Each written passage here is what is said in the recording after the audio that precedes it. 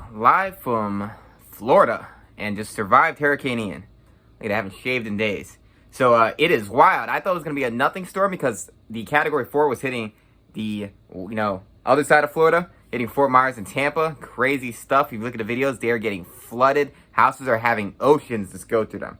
I feel so bad for those people. Over here, I'm in the Daytona area, and my God, it is just chaos, more than I thought it would be. Flooding like crazy.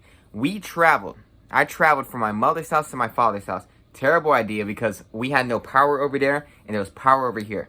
The highways had a section that was flooded. It's terrifying to drive through. I thought it was going to be nothing. I'm an idiot.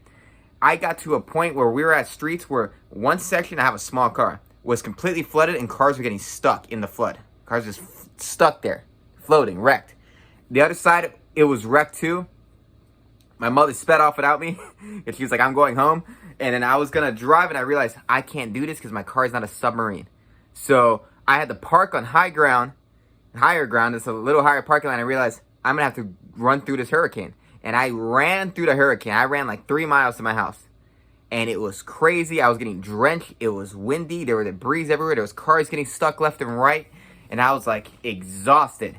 Then called my mother. She was breaking up. She said, oh, I got stuck, and hung up. So I thought she was trapped out in the goddamn waves over there, the flooded streets. So I tried to flag down a cop because my phone wasn't working. Now I know. Hurricanes happen. For whatever reason, phones don't get signal anymore. So I guess it's too thick for the goddamn signals to go through. So she called back. She made it. And I realized I need to go back to my car to get all of my things. All of my things are in my car. My car is miles away. 7 o'clock, there was a break.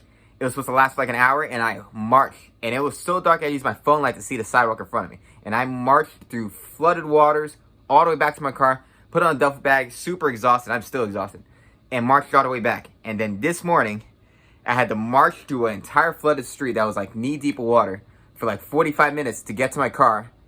And when I got to my car, I flagged down another car to ask them if a road around me that goes to my house is flooded. And they picked me up, so I hitchhiked for the first time and drove me there just to see it, and then drove me back to my car.